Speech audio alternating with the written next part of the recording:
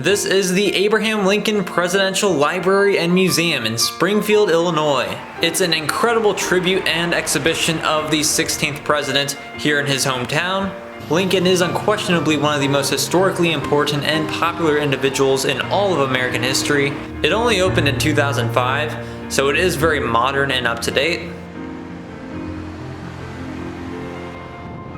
Outside the museum, there is currently a giant 31-foot tall statue of Abraham Lincoln and Perry Como, the famous 20th century singer and entertainer. I have no idea why Perry Como. It's a very strange combination of characters. It was created by Seward Johnson of the Grounds for Sculpture in New Jersey. There's a smaller version of this that's permanent at Gettysburg, which I've seen, but this giant one has traveled quite a bit. I saw it a few years ago on the Magnificent Mile in Chicago, but now it's here. Once inside the atrium, you can walk right up to all the exhibits and theaters, and there are some very prominent wax figures towards the center of the Lincoln family in front of the White House. There's Abraham, Mary Todd, their eldest son Robert, the only one who survived to adulthood, Willie, and Tad. This is also one of my all-time favorite museums that I've been to, not just because of my interest and respect for Lincoln, but it is amazingly well done, and it's also very unique in its presentation. It's not just a museum, this is an experience. I say this museum is so amazing and unique because it was actually designed by Disney Imagineers. I'm a huge fan of the Disney parks and their creations and innovations, and I can definitely tell it is Imagineering in the exhibits when I notice the substantial attention to details in exhibits, design, audio, and immersion. The Imagineers visited all the existing presidential libraries for ideas, and they came to the conclusion that there needed to be enough room for a lot of tourists and a very prominent and large gift shop. They do have wax figures of Sojourner Truth and Frederick Douglass. Douglass was initially unimpressed with Lincoln, but after Lincoln began having meetings with him in the White House on issues like black troops, he ended up greatly respecting him and understanding his true intentions. Here are two of Lincoln's generals in wax form, his favored Ulysses S. Grant looking very haggard as usual, and the righteous and arrogant George B. McClellan.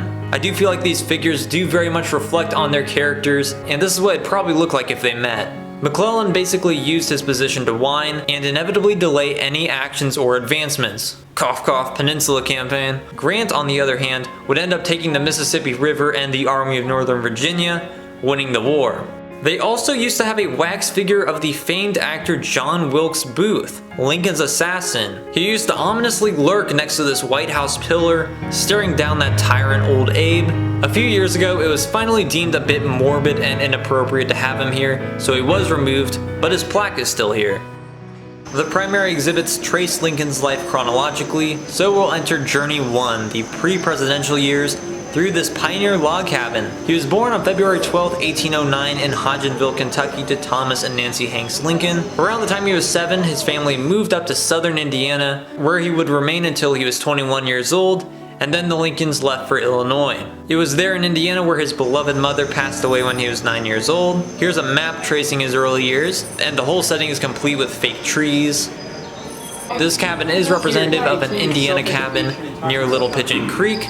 It was in one-room spaces like this that he would live with his father, stepmother, his sister, and step-siblings. The frontier life was just a lot of work and farming, and there was very little access to education.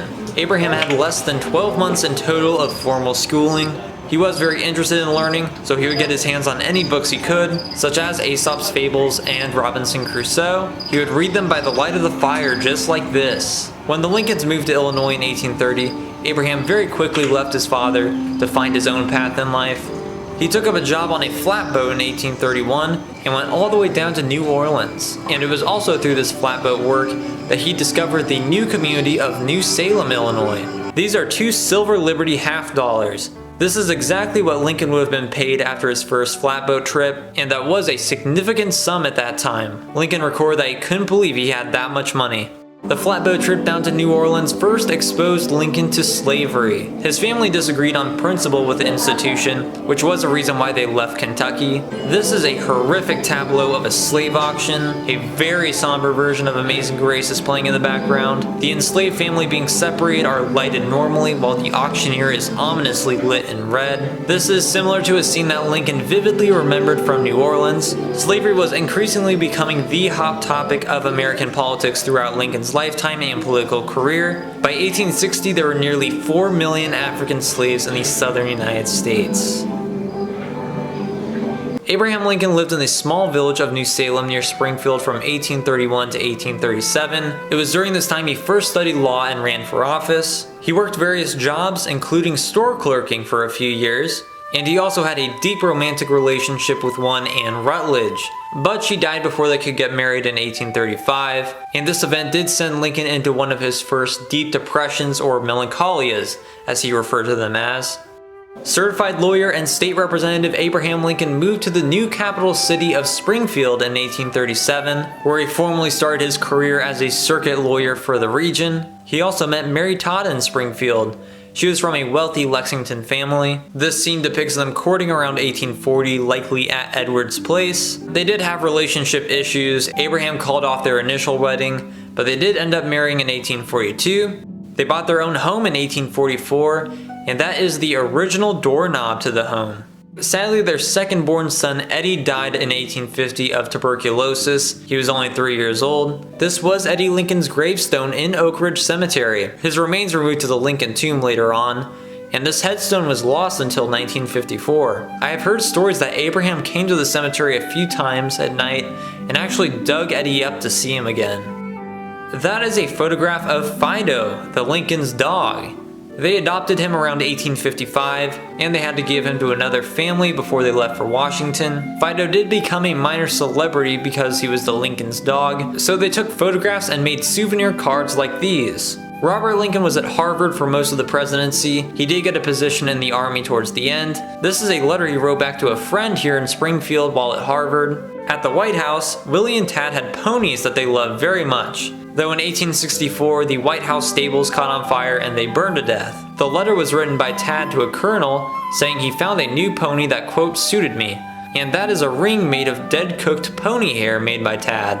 This scene depicts the inside of the Lincoln Herndon Law Office, where Lincoln based his practice out of for much of his Springfield tenure. It was often regarded as a bit messy, as he wasn't the cleanest person on earth, and he wasn't too strict with his kids. And here Willie and Tad are making a mess while their father simply stretches out on a sofa to read a newspaper. Along with his legal practice in Springfield and the circuit, he was a U.S. representative for a term starting in 1847. By 1858, he was involved with the new Republican Party and ran for that year's Illinois Senate seat against Senator Stephen Douglas, a Democratic supporter of the Lecompton Constitution and upholding Dred Scott. They had a series of 7 highly esteemed debates in Illinois, the Galesburg one being depicted here. Douglas did win re-election to the Senate, but Lincoln was now a fairly well-known national figure. In New Salem, Lincoln did gain his first government position, the postmaster. Lincoln wrote this letter out of frustration after one of his neighbors suspected he would forget a newspaper postage payment. Lincoln was also a surveyor during that time. This is a model of the big surveyor statue they have at New Salem, which I do have a video on, and they also have his surveying equipment on display there. In 1849, Lincoln secured a patent for a device that would lift grounded riverboats and shoals. You can see right there, patent number 6469. Lincoln is the only president to hold a patent. Those are the eyeglasses of William Herndon, Lincoln's longtime law partner, and that inkwell there is also believed to be from the Lincoln Herndon Law Office. Here's a campaign log cabin. The log cabin was a popular symbol because it exemplified the rugged American frontier. In 1840, the Whig William Henry Harrison, who definitely did not grow up in a log cabin, would often have these log cabins at campaign events, and so would Lincoln later on. There are a variety of torches and artifacts from the 1860 presidential campaign. Against all odds, Abraham Lincoln did manage to secure the Republican nomination for president against the likes of Senator William Seward, Salmon Chase, and Edward Bates. Abraham Lincoln and Vice President Hannibal Hamlin were running at an anxious and critical time when the nation was well near its breaking point over slavery. The Democrat pro-slavery vote was split between Northerner Stephen Douglas and Southerner John C. Breckinridge, and that paved the way for Lincoln's victory as President of the United States. There are these side-by-side life masks of longtime rivals Abraham Lincoln and Stephen Douglas by Illinois sculptor Leonard Volk. Douglas did end up throwing his support behind Lincoln in order to save the Union. Here they have the 1860 campaign if it were televised like today. You, jail. To these men, our state constitutions are so much kin.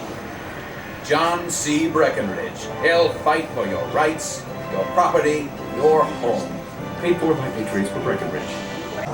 What a mess. We'll be right back. Spoiler alert, Lincoln did win the presidency with the 180 electoral votes of the North, but less than 40% of the popular vote. He departed Springfield on February 11th, 1861 for Washington, D.C., and on that cloudy day he gave a final address to the people of Springfield, and so he went off to the nation's capital. The divided nation's capital, that is, as several southern states had already formally seceded from the Union, and Lincoln well understood what he must now face and overcome. We'll now enter Journey 2, the presidency, through the portico of the White House. Once inside the Blue Room of the Executive Mansion, there is a collection of period dresses. None of these are original to Mary Todd Lincoln, though I do believe the library does have some real ones. This is to exemplify that the nation's first family now had to join Washington high society against the well-established likes of the Chases and Sewards. This dress represents one of Mary's social rivals, Mrs. Adele Douglas, which was more so here in Springfield as Stephen Douglas was dead less than a year after the election. Stephen Douglas also courted Mary Todd before Abraham Lincoln. Another rival was Mary Ellen McClellan, the general's wife. When Lincoln finally let go of McClellan as general, McClellan started going against Lincoln out of revenge and would go on to be his top opponent in the 1864 presidential campaign. These are dresses representing other Lady Drom's rivals, like former First Lady Miss Harriet Lane and Kate Chase, the prodigal perfect only child of Solomon Chase, who would go from one of the most classy and wealthy women in the entire country to dying in poverty. When they weren't in a state of mourning, which was fairly frequent, they did host the traditional events and gatherings at the White House. Despite the vivid life of the White House, there were much more significant issues that affected everyone there and everyone in the country. On April 12th of 1861, South Carolina attacked and captured Fort Sumter. The southern states had all seceded and joined a new Confederate States of America, and the nation was now at war with itself. Throughout his conduct during this most turbulent time, Lincoln was criticized from every possible angle in all the little and severely consequential decisions that he was thrust into making. This hallway is very distorted with all sorts of anti-Lincoln newspaper editorials, cartoons, and voices on all sides. It's like walking through Abraham Lincoln's mind, hearing all the incessant criticisms, attacks, and threats. This is definitely some Imagineering work. It kind of reminds me of the Haunted Mansion and the Alice in Wonderland dark ride.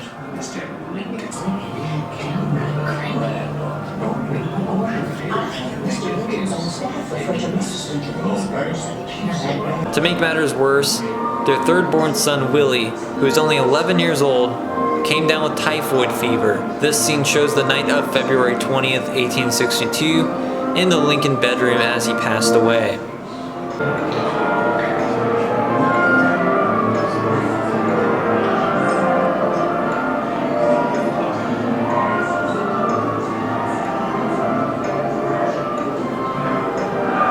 Abraham said, "My poor boy, he was too good for this earth. God has called him home, but then we loved him so. It is hard, hard to have him die." Mary was inconsolable after Willie's death, and it did put her out for most of that year.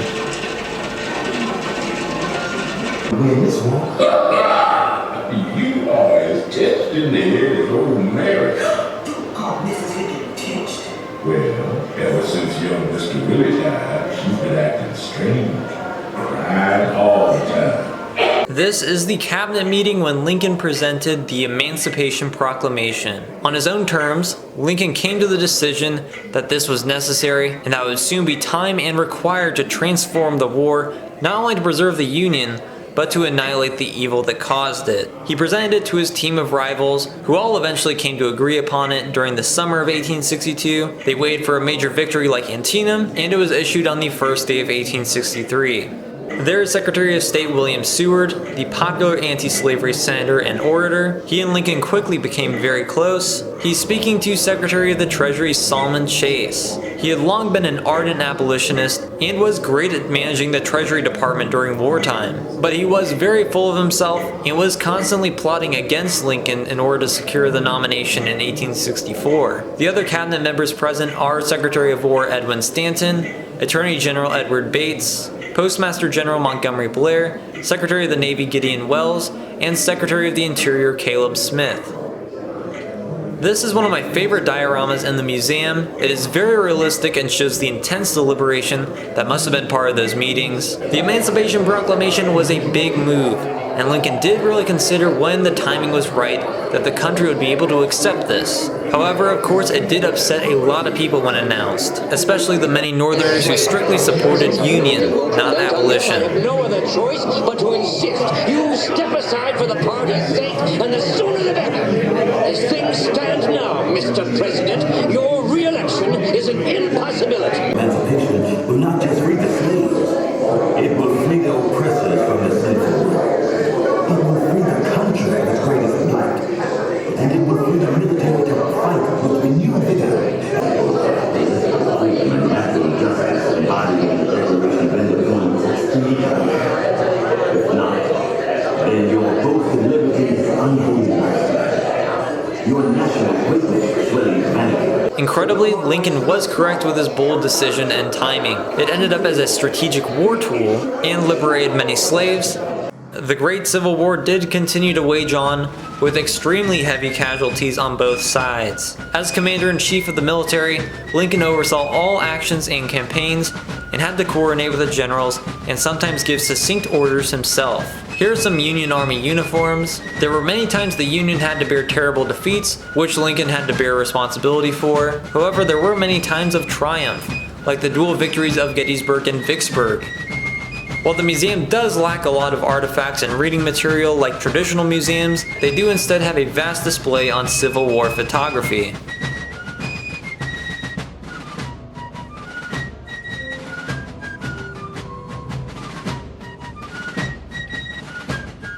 I wouldn't say Lincoln's position was enviable. It's unimaginable what kinds of stress he endured, and it showed on his body through his 5 years in office. Here's Lincoln's life cast in 1861, shortly before he left Springfield. And this is the one made in 1865, a few months before he was assassinated. Clearly he aged a lot and was very tired. This is a half cyclorama of the Gettysburg battlefield. Not quite as impressive as the original Gettysburg cyclorama, but it does show Lincoln's visit to dedicate the Soldiers' National Cemetery at Gettysburg, where he gave his indelible address.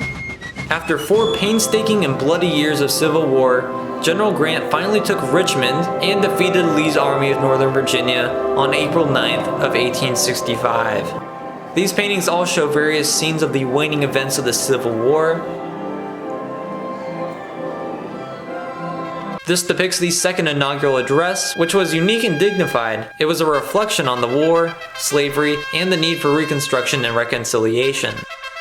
This painting shows the scene at the War Department's telegraph office, a severely anxious place at times, when they received news of Lee's surrender. That is an 1864 Republican newspaper titled Father Abraham, which then goes on to attack Democratic nominee George McClellan. Thankfully, Lincoln did soundly win re-election. They also have a Democratic and Republican Massachusetts voting ticket from 1864.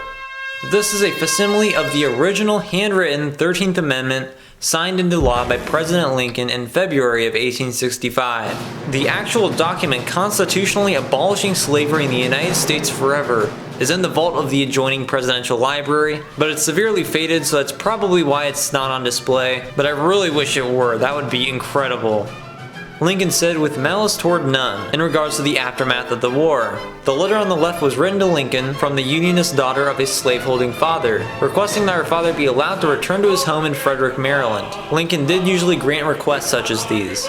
On the right is the last bust made of Lincoln during his lifetime, made in early 1865 by Martin Milmore. The political cartoon there mocks the Confederacy as their leaders fled the capital city of Richmond. They did of course empty the treasury first. On the left is a photograph of General Godfrey Weitzel, who personally accepted the surrender of Richmond. On the right is a telegram Lincoln sent from Richmond to Stanton that informs him of some of the spoils of war seized by Weitzel.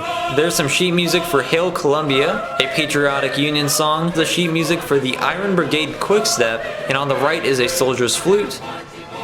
That is an original proclamation issued by Lincoln in 1863 for the 10% plan, that rebel states could regain pre-war status if 10% of their residents swore loyalty to the Union. This card is an endorsement signed by Lincoln as part of the 10% plan for Southerners wanting to leave the Confederate effort and return to their homes. After Lincoln's assassination, he was immediately placed on the nation's altar alongside George Washington as the respective founder and savior of the nation. This is the last spoon Abraham Lincoln ever used. It was saved by Mary seamstress Elizabeth Keckley after his last meal just before he went to the theater. In the days succeeding April 9th, the capital city was glowing and celebrating, and Lincoln was in great spirits. So on the evening of April 14th, he decided to take Mary and the Rathbones to see Our American Cousin at Ford's Theater. This is not going to end well.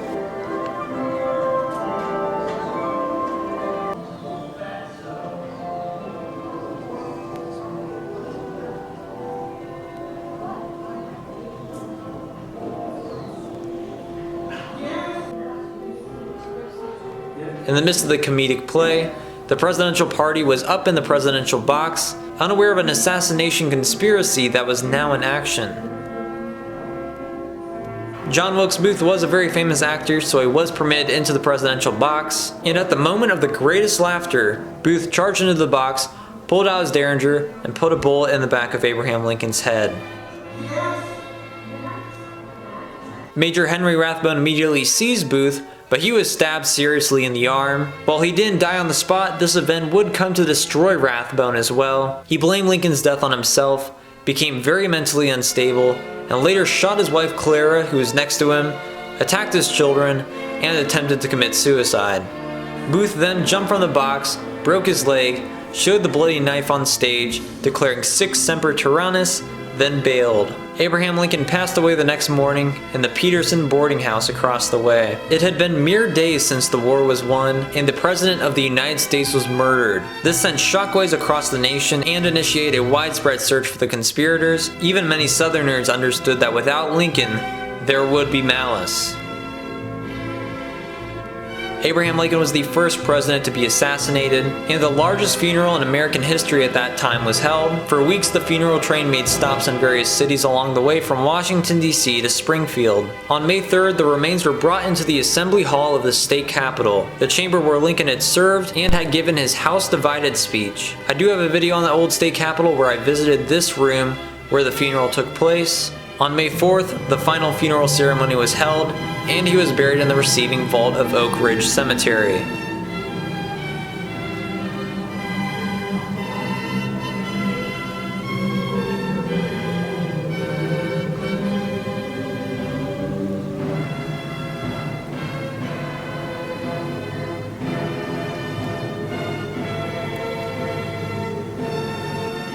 This highly accurate and immersive funeral scene is incredibly somber. Again, these dioramas are absolutely fantastic. The Lincoln home became a museum, and a new large and elaborate tomb was built for Abraham Lincoln's remains. I have videos on both of those. Among the hundreds of other statues and tributes across the country, the Lincoln Memorial on the National Mall in Washington, D.C. is perhaps the most iconic and significant tribute to the great emancipator, and I also have a video on that. This is the plaster cast of Lincoln's head made by Gutzon Borglum for the marble version he did that's now in the crypt of the United States Capitol. There's also a cast of that sculpture outside of Lincoln's tomb. Gutzon Borglum would go on to sculpt a much larger Lincoln head on Mount Rushmore. Notice that there is no left ear. When Congress asked Borglum why, he said Lincoln's, quote, right side was determined, developed, and ancient. The left side was immature. They also have the Treasures Gallery, where they display select artifacts. That is the funeral march sheet music for Colonel Elmer Ellsworth, a Zouave and a friend of the Lincolns. He was the first Union officer killed during the war. The letter next to it was written by Willie Lincoln, who wrote to a friend in Springfield that he was very distraught by Colonel Ellsworth's death. And that is a lock of Willie Lincoln's hair. That is a genuine Civil War surgeon's kit, with all sorts of horrific devices used for treating the wounds of soldiers, such as the large bone saw when amputations were required. Here's a political cartoon titled Storming the Castle, depicting the Western rail splitter Abraham Lincoln going to the White House. This side is titled Abraham's Dream. The dream is apparently of him getting kicked out of the White House and McClellan walking in. He did have some very accurate premonitions before some terrible events, but luckily, this one didn't happen. This is very interesting. It is a letter signed by both General Ulysses S. Grant and General Robert E. Lee. This is actually a post-war exchange they had. President Andrew Johnson issued an amnesty proclamation that indicated Lee could be charged with treason. So Lee wrote this to Grant to clarify his status, and Grant wrote back his reply on this side. In accordance with Secretary Stanton, reasserting the Appomattox terms, Lee was never charged with treason and swore a loyalty oath. Of course, Mary's grief was insurmountable after her husband was murdered next to her. Tad's death a few years later certainly didn't help. The letter, which was written 3 years after Tad's death, requests 4 more powders, likely chloral hydrate, from her doctor. It says she had taken 5 the previous night to fight insomnia, so she was clearly having issues. She also wore mourning clothing and used mourning accessories after 1865, and that is her mourning scarf. Now within the inner sanctum of the treasure's vault, this is a bass drum from Company A of the 55th Illinois Volunteer Infantry. That is the folding chair of Union Captain James Galt, which was luxurious because it had some leather. Galt used this chair at Gettysburg and Chickamauga. This is the Minor Bible. It was presented to President Lincoln at the Great Central Sanitary Fair in Philadelphia in 1864. The fair was a fundraiser for the U.S. Sanitary Commission to help sick and wounded soldiers. It is inscribed, "Presented to Abraham Lincoln, President of the United States by the ladies of the Citizens Volunteer Hospital of Philadelphia." Mary kept this Bible after the war, and she ended up giving it to a Springfield minister who helped her secure a widow's pension. This was Abraham Lincoln's freaking shaving mirror. It was used at the home here in Springfield. He would shave his facial hair then, but he did grow it out for the presidency, inspired by a letter from a little girl who thought he'd look better without a beard and would get more votes. Abraham Lincoln stared into this mirror countless times, and here I am, also clean shaven at the moment. This is one of the 5 surviving copies of the Gettysburg Address, handwritten by Abraham Lincoln. He wrote this one out for keynote speaker Edward Everett. The state of Illinois later purchased this copy with school children's pennies. This is just incredible. There in his handwriting are his legendary words. 77 years ago, our fathers brought forth on this continent a new nation, conceived in liberty, and dedicated to the proposition that all men are created equal, that we here highly resolve that these dead shall not have died in vain, that this nation, under God, shall have a new birth of freedom, and that government of the people, by the people, for the people, shall not perish from the earth. The museum also has 240 theaters. Both shows are good, but I only had time for one, and in my opinion, the best is The Ghosts of the Library. It is a marvelous show, undoubtedly Imagineering quality, about archiving. The best part about this is the special effects. It looks so real, it's just hard to describe. There's no filming or photos of it, but here are some excerpts. This is an archive where we preserve and study a collection of original letters, personal objects, photos, and papers about a president and his times. These things help us understand how people thought back then. Like this. This is Mary Lincoln's music box. Some of the actual music the Lincolns heard, played the same way as they heard it. But then sometimes they do speak. Sometimes late at night, when the library gets dark and quiet and you're alone. Sometimes, if you listen deeply, the history comes to life.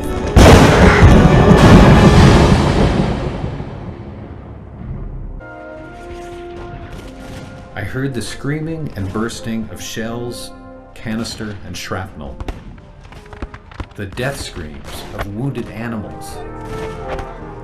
The groans of their human companions, wounded and dying.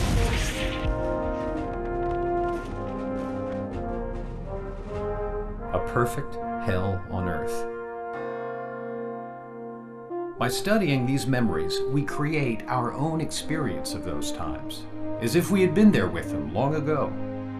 Sometimes, in our imaginations, these people seem so real. If only we could meet them for a moment, ask them a question.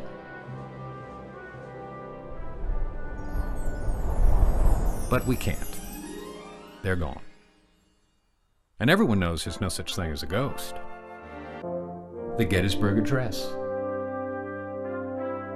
in Lincoln's own hand.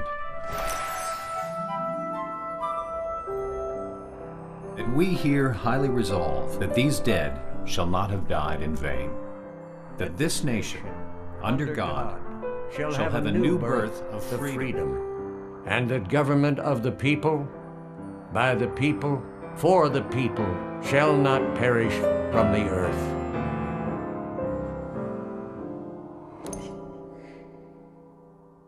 We get new items all the time. These came in today.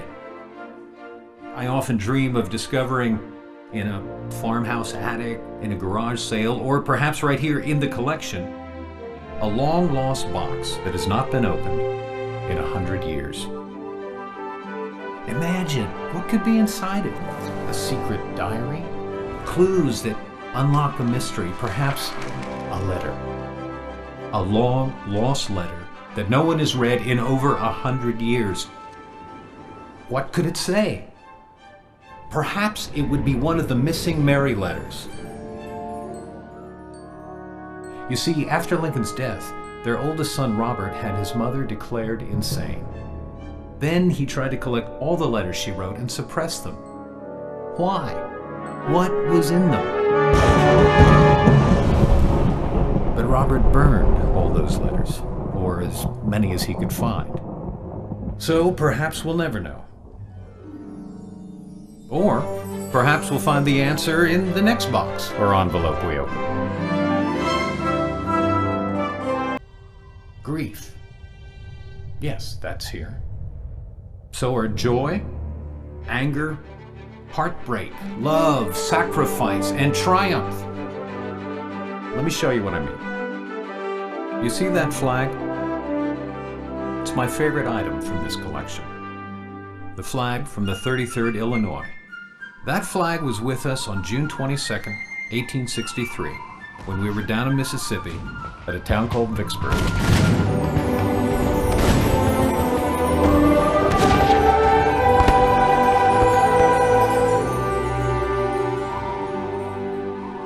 General Grant ordered an assault that morning. I was a proud member of the 33rd, and I carried that flag into battle. I didn't come back, but we still have the flag.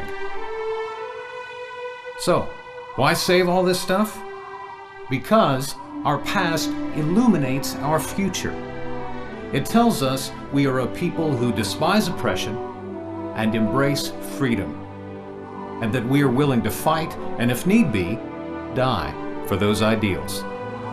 I know. I died for those ideals that day in Vicksburg. That was my flag. Now, it's yours. As long as our story is told, our experience becomes your experience. Our courage becomes your courage. And the best part of us lives on in you.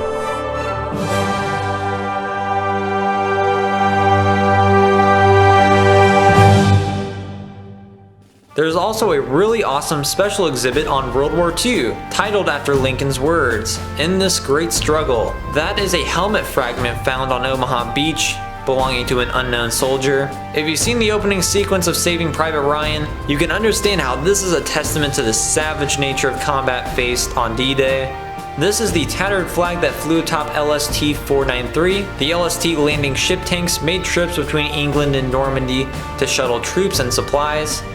24-year-old Ralph Drake took the stone from Utah Beach where he landed and carried it with him as he fought into Germany. This was unexpected. General and President Dwight D. Eisenhower's 5-star general helmet. He was the commander of all Allied forces in Europe during D-Day, and he was promoted as General of the Army later that year. This is an Ike jacket that belonged to 1st Sergeant William Lorch.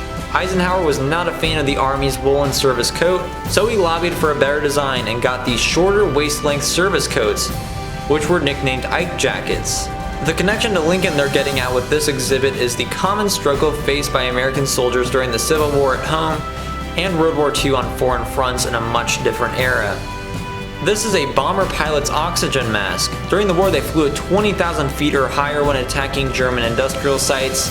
The air is extremely thin and temperatures very frigid, so they had to wear these. That is a bomber crewman's headset. Ray M. Bell wore this one on a B-29 Super Fortress. However, he and his entire crew died in Japan after an engine malfunction and bad weather. This is an awesome 1942 Indian motorcycle, similar to the BMW R71. These were used for off-road travel, but they were pretty scarce. Here are 3 .45 caliber guns, often assigned to artillerymen, tankers, and officers. This is a jacket worn by a Marine at Iwo Jima. That's the training helmet used by Sergeant Arthur Betts, an African-American soldier, and that is a 106th Cavalry uniform. There's a World War II Navy sailor's uniform. This handmade doll belonged to Mary Ann Laydick, a young American girl who was living with her family on northern Luzon Island when the Japanese invaded. She was forced into Japanese internment camps for the duration of the war, and all she had was this doll. And that is an M1919A4 Browning .30 caliber machine gun, also known as the Workhorse. So that pretty much covers all of the Abraham Lincoln Presidential Museum. Cannot emphasize enough how well done the tableaus and displays are. While it is unconventional, I have my critiques, I do really enjoy the humbling experience of going through here and couldn't recommend it enough.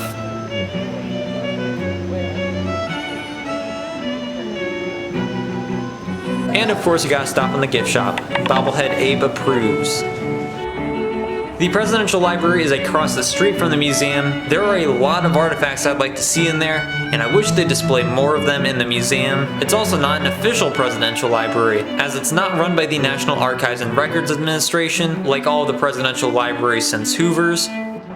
There is the dome of the Illinois State Capitol. I have a separate video on that. Across the street from the Abraham Lincoln Presidential Library and Museum is Union Station Park. Here is a towering bronze statue of the president facing east towards Washington, D.C., bracing himself against the wind and the symbolic dangers that lay ahead. It's titled A Greater Task. That is from his first inaugural address, in which he asks, "Why should there not be a patient confidence in the ultimate justice of the people? Is there any better or equal hope in our world?"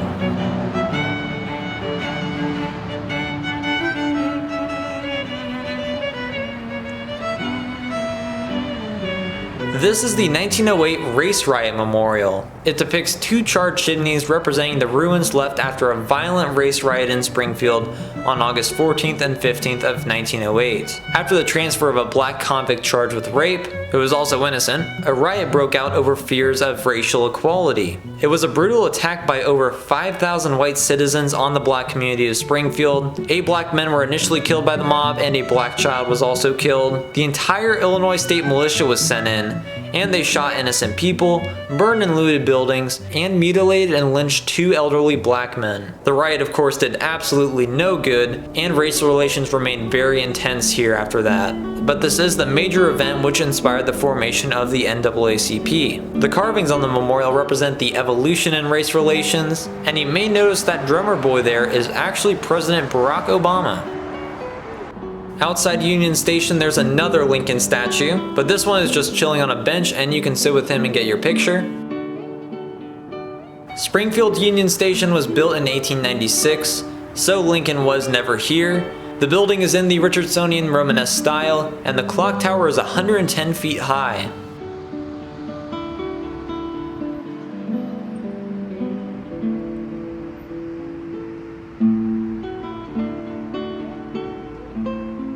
It is now part of the Abraham Lincoln Presidential Library and Museum. This is the interior of the station, restored to its 1936 appearance. And all they really have in here is a model railroad, which is always fun.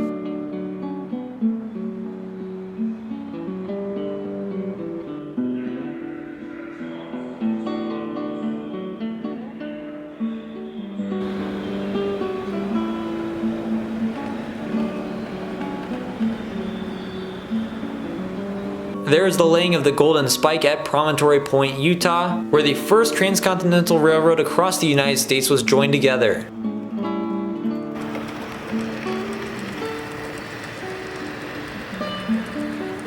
That is a miniature replica of the Lincoln funeral train. The real one was unfortunately destroyed in a prairie fire in 1911, but I do know there is at least one full-scale replica out there. This is the scene of the coffin being removed from the train for the funeral cortege to the state capitol in order for the final funeral ceremonies here in Springfield. The funeral train actually came in at the current Springfield Amtrak station, which is only a few blocks away from here, and they do have a memorial there recording the tragic event.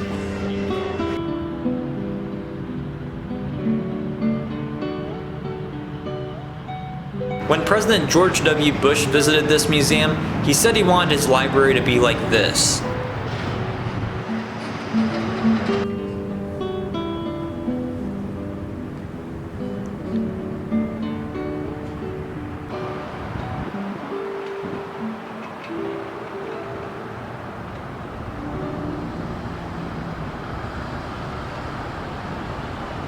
So that was the Abraham Lincoln Presidential Library and Museum.